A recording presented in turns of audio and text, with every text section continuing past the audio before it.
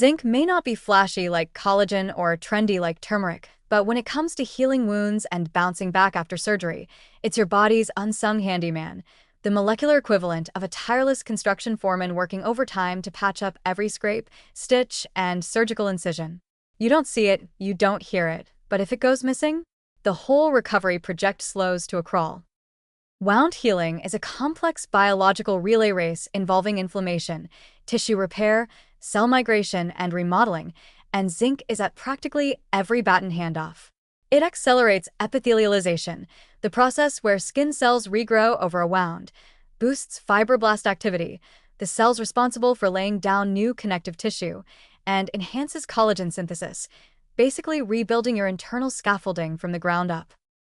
In trauma, surgical recovery, burns, or even stubborn pressure ulcers, zinc's role becomes especially pronounced. It doesn't just show up for minor paper cuts. This mineral thrives under pressure.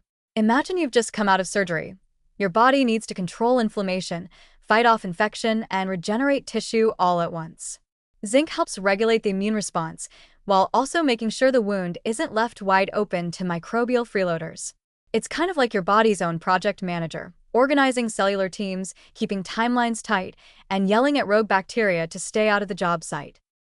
One of zinc's coolest features is how it can speed up wound closure.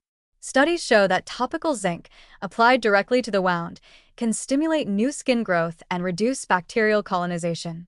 But dietary or supplemental zinc also plays a big part, especially in people who are deficient.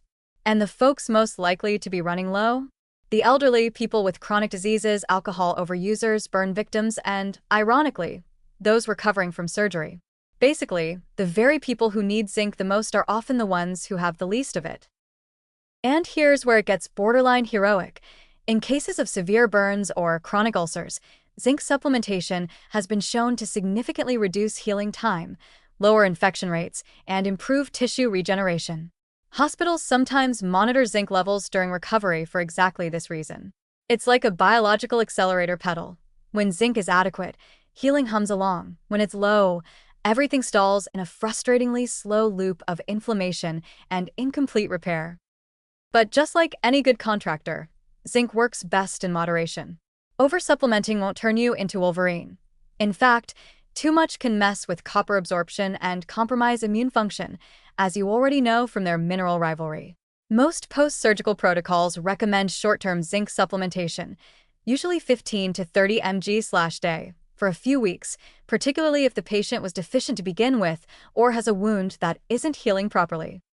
Food-wise, loading up on zinc during recovery means leaning into oysters, beef, lamb, pumpkin seeds, and lentils, though again, plant foods contain phytates, so prep them wisely if you want the zinc to actually get absorbed. Some surgeons and dietitians even include zinc in enhanced recovery plans for major operations. It's a small dose with outsized benefits. In the grand scheme of healing, zinc isn't flashy. It doesn't sparkle like vitamin C or stretch its muscles like protein. But it's there, quietly laying the bricks, reinforcing the beams, and holding the walls together while your body rebuilds itself. So next time you bounce back faster than expected, from a burn, a biopsy, or even a botched attempt at opening a can without supervision, give a nod to zinc. The invisible hero with the blueprint in hand and a hard hat full of miracles.